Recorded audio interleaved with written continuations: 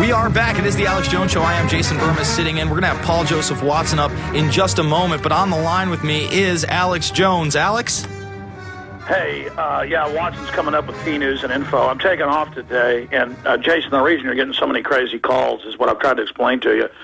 We don't screen phone calls unless it's on a particular subject, and we say we want callers on that subject, so people take advantage of that. That's why I'm pretty much moving to topic-based calls and specific issues, because we now reach so many millions of people that the haters are the ones that are always going to call in first. And what that does is then distort what we're covering. You know, they're going to call in about chupacabras. They're going to call in about space beams. They're going to call in about, you know, saying we're racist, whatever, to throw us off the issue. And that's why we mainly just focus on guests and then callers on certain topics. But the last guy on the whole Machete film, for stations that just joined us, Robert Rodriguez has now given an Ain't It Cool News interview. And it's spun very well, but in the middle of the article, he goes ahead and says, you know what, I have cut a lot of the film out now because it is too real to reality, and it's going to be on the DVD extra because it could cause some problems. And we do have the script, and it is a race war film and does paint Hispanics as savages and as white people as a bunch of racists. It was Hispanic members of his crew that were concerned. We called the Texas Film Commission. They said they're funding it. I live here in Austin, okay, and I've met Rodriguez. You know, I'm friends with the people in the Film Commission. I know all about it, and I know he is the darling. They have different tiers of funding.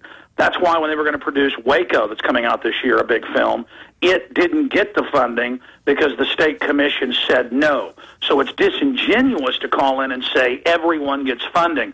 This is getting multi-tiers of funding, not just tax breaks. And Rob Dew dug this out, San Antonio Express News and other newspapers from last year, where the head of the Texas Film Commission admitted that they were massively funding and supporting with all sorts of funds and location and Machete, and that it was the model. In fact, Duke can bring you the actual quotes. It was the model of the entire system.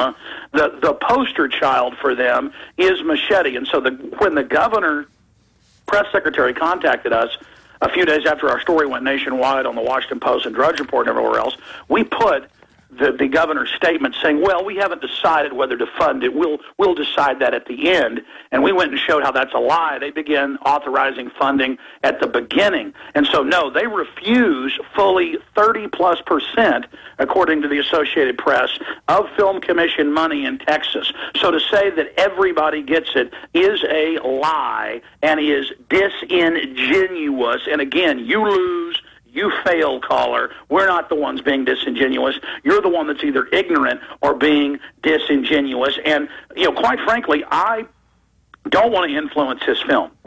I was contacted by people that were concerned, and if you go read his new Ain't It Cool News interview, I'm going to be covering this Sunday, he admits that he's now going to cut these parts and put it in the DVD extra because it is too real to life. This film has race war in it at a time when this country is on its edge, and at a time we have the Mexican president telling us to ban semi-automatic rifles and telling us to open our borders up, and the president is a traitor saying that we don't have borders anymore in America. I mean, give me a break. America is being swallowed by the New World Order, by globalist offshore. We've all got to come together against this and expose this situation. And, Jason, you're doing a great job. Paul Watson is coming up. Then, of course, Bob Chapman. And I'll be back live Sunday, 4 to 6 p.m., right before you do your Sunday 3 hours, Jason.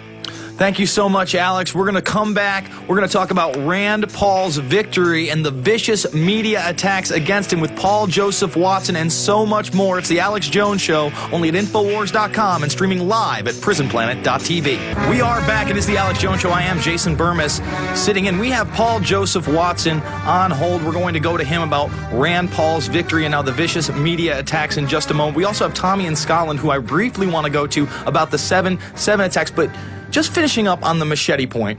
Okay, in my hands, and hopefully we're going to go to the document camp for PrisonPlanet.tv viewers, I have Rodriguez with the guy signing his incentives program. Look, here's the incentives bill signing. Robert Rodriguez reveals his next project as film incentives bill signing. He is the model.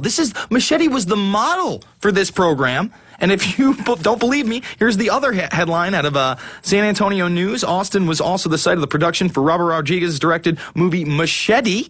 The project was announced shortly after the film incentives were creative. Oh, it was announced right after these film incentives were creative. And Hudgens, the head of it, said the announcement was symbolic for the incentive program. So again, he is the model. There is no debating. We're not being disingenuous. I understand it's about the bottom line, but we're not distorting anything, sir. So let's go back to Tommy in Scotland very, very quickly. And you talked to Peter Power. We played the clip in the last hour of Peter Powers talking about the drills that Visor Consultants were running for private organizations of the same exact train stations blowing up or buses blowing up at the same exact time. Go ahead, Tommy. Yeah, when I spoke to him, as I say, I spoke to him there, I was trying to get another interview with him, but when I did it a few weeks ago, and he said, "Oh, you're a bit late, are you not?" I said, "Excuse me?" He said, "Well, it was 5 years ago."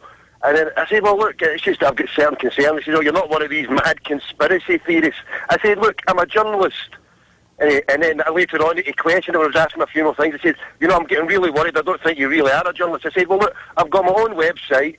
I said, alternative media, and I've got my own radio station, and and I quizzed him on it, and I said, "Well, can you tell me?" I said, "Because it's one hell of a coincidence that you could be pulling off drills at the same time when, you know, these things happened." And he said, "Well, look, do you think I would seriously have anything to do with these attacks and then go on the mainstream media and tell them about it?" And I said to him, well, of course, because it gives you the perfect cover, because the people that you're dealing with or you were with that day, they could come out later on, and then it looks a whole lot worse, because look at his background. He worked for Scotland Yard. He's on the inside. He's probably part of the illegitimate Illuminati, so he's part of the inside job that happened on that day, and real questions should be answered, because Tommy, how can it be Tommy, possible? let me stop you. Let me just stop you, and hopefully you can call into my Sunday show, and maybe we can do a half an hour on it. I should schedule that. So maybe we can have you on my Sunday show so we can discuss it, because this is the headline out of The Guardian today: July 7th inquest to investigate role of MI5 and police. I now want to go to Paul Joseph Watson. We may discuss this later, but Paul, I really want to start off with the media attacks. Now that Rand Paul has won, and it looks like he's going to take that Senate seat, now he's against civil rights, now he's a racist. Let's talk about it.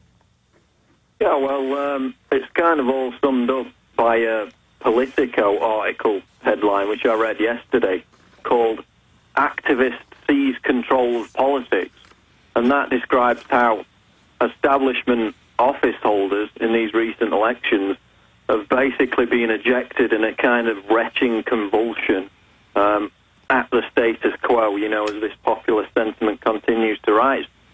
Now, the establishment is in a blind, complete stupor and panic about what to do over Rand Paul's success. Even though, you know, he's not even senator yet, he's still got to beat his Democratic opponent, Jack Conway, in November. But now we see Rand Paul being feathered and tarred about 10 times more, about 100 times more than Elaine Kagan. I mean, on the one hand, you have Kagan, who, you know, her every view on the Second Amendment, free speech, you know, her office argued to ban books, ban political pamphlets. She wants Americans held without trial, detained without trial. Her every view is completely abhorrent to the U.S. Constitution, and yet the corporate media is giving her such a soft ride compared to Rand Paul, who goes on MSNBC with Rachel Maddow a couple of days ago. He intellectually disagrees with 1 out of the 10 titles of the Civil Rights Act about preventing the government from regulating the First Amendment for private businesses. He's not saying he's going to revoke the Civil Rights Act, as the debunkers have all claimed.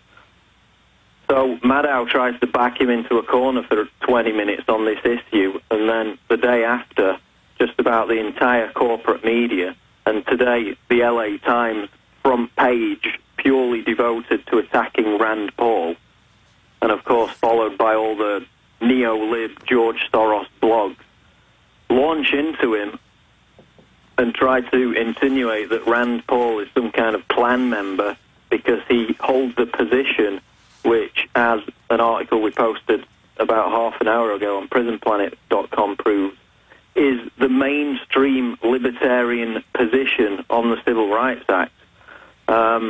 They've interviewed professors and top scholars at universities who have all said that Rand Paul's position is part of a mainstream libertarian viewpoint on this issue. So you've got that going on. MSNBC yesterday aired no less than 8 different segments with guests such as Jesse Jackson, James Clyburn, and all these Democratic operatives. 8 different segments, all attacking Ron Paul. Not one person did they interview who defended Ron Paul or was even neutral.